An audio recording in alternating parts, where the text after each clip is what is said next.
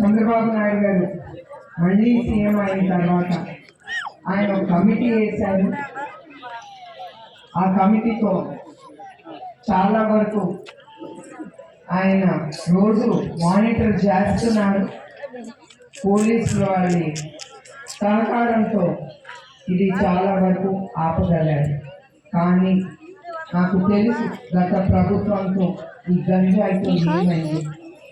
Especially మన ఆడబిడ్డలు వారికి ఈ అలవాటు చేసి వాళ్ళని రేప్ చేసి అట్లా ఎన్నో విన్నాను. ఈ మధ్యన మరి కనుక్కుంటే ఈ అత్యాచారాలు చాలా తగ్గినాయి అని తెలిసింది. తర్వాత వాళ్ళు ఏం చేస్తున్నారో ఎవరికి ఏం తెలియట్లేదు.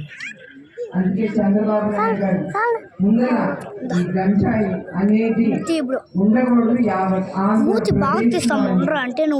ముందుకు తీసుకెళ్తున్నారు. ఆ కమిటీ ఫామ్ చేశారు. దాంట్లో హోమ్ మినిస్టర్ గారు అనిత గారు, చంద్రబాబు నాయుడు గారు, లోకేష్ దాంట్లో కమిటీ మెంబర్స్. తర్వాత ఆంధ్రప్రదేశ్ లో వినకూడదు, మనం చూడకూడదు.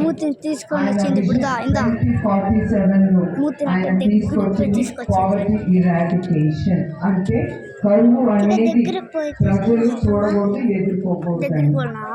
అట్లానే ప్రశాంతతమైన ప్రశాంతత ఎట్లా వస్తుంది చెప్పండి అమ్మా, మీరు చెప్పాలి. మీరు అడుగుతారు కదా, మాకు ఇది కావాలి అది కావాలి, అది అన్ని